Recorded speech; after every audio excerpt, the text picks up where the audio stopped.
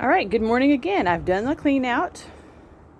Here's the oxalis, and you can see that some of it has bloomed. I cut back that mint and trimmed all of the blooms off of it. Cleaned out the dead from that one, and that one. I've deadheaded this mint and that mint, pulled all the dead stuff out. I haven't quite deadheaded that one yet. Cleaned out there, and then you've got the ruella that's blooming down there with this lovely purple blooms. And more to come. All right. I didn't really mess with the peppers. They were fine.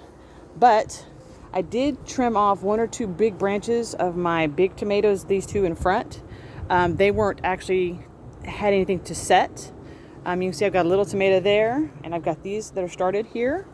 I've trimmed a bunch of the dead off on the cherry tomatoes, and I didn't mess with that guy at all. All right, didn't mess with this.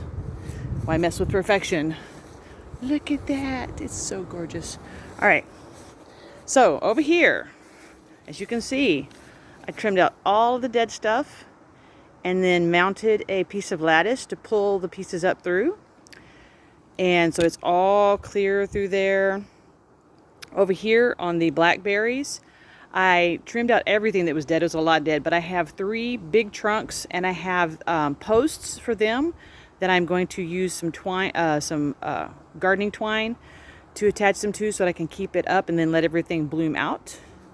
I did clean up that cucumber right there. I've got the water running already, so it's going to get a nice deep watering.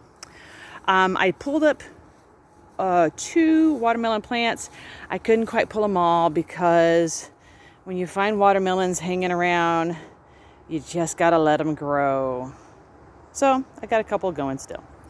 All right, over here on these cucumbers that have survived, I have 1, 2, 3, 4 that are still viable. I cut them down to size, trimmed off all of the dead leaves that I could, and the cucumbers that made and burned up when they were real small. And so they have a water line running under them, so they're getting a good watering right now. Angelonia is going to do what Angelonia is going to do. I trimmed off the dead from that Salvia. That one didn't anything. I cleaned up the dead around this. I pulled the dead plant out from behind this guy and got some of my butterfly. See all of that stuff on the very back there? That's a butterfly plant. I cleaned up the dead part of this Salvia. Got the butterfly plant making a nuisance of itself there.